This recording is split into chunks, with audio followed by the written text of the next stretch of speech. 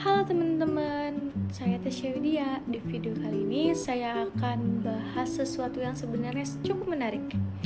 Gimana sih bisnis itu bukan cuma cari untung, tapi juga bisa bantu menyelesaikan masalah di masyarakat.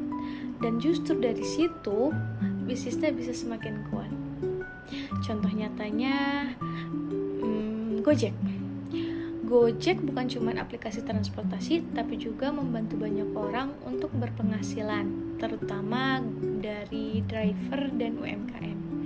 Mereka juga punya program pelatihan untuk mitra, mulai dari literasi, keuangan, sampai pengembangan usaha kecil. Jadi dampaknya bukan cuma pengguna aplikasi, tapi juga ke ekonomi masyarakat luas. Contoh lain, ada juga dari BRI atau Bank Rakyat Indonesia yang fokus memberdayakan UMKM.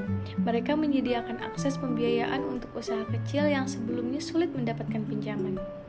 Dari sini kelihatan bahwa bisnis bisa terlibat langsung dalam penyelesaian masalah seperti keterbatasan ekonomi atau kekurangan akses modal. Kalau dilihat dari manfaatnya itu ada dua arah.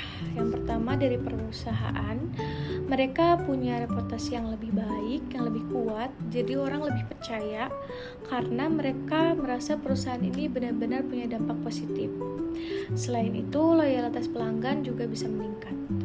Orang-orang cenderung pilih brand yang mereka anggap peduli. Kalau dari sisi masyarakat, manfaatnya jelas, mulai dari peningkatan kesehatan, peluang kerja, sampai akses ekonomi yang lebih luas.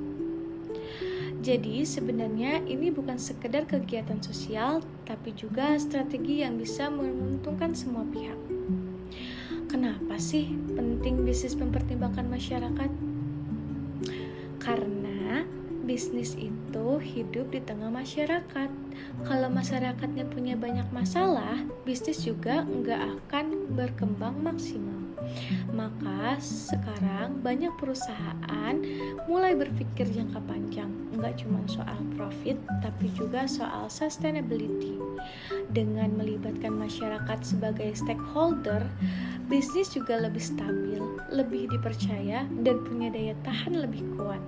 Kalau untuk di Indonesia, menurut saya perusahaan bisa mulai dari hal sederhana, kayak lebih aktif kerjasama dengan komunitas lokal. Misal, bukan cuman kayak ngasih bantuan, tapi benar-benar melibatkan masyarakat dalam proses bisnisnya. Ngajak UMKM jadi partner atau bikin program pelatihan yang sesuai kebutuhan daerahnya. Yang penting itu konsisten dan berkelanjutan, bukan cuma program sesaat. Jadi intinya membantu masyarakat itu bukan beban buat bisnis, tapi justru bisa jadi kekuatan utama untuk berkembang. Terima kasih sudah menonton.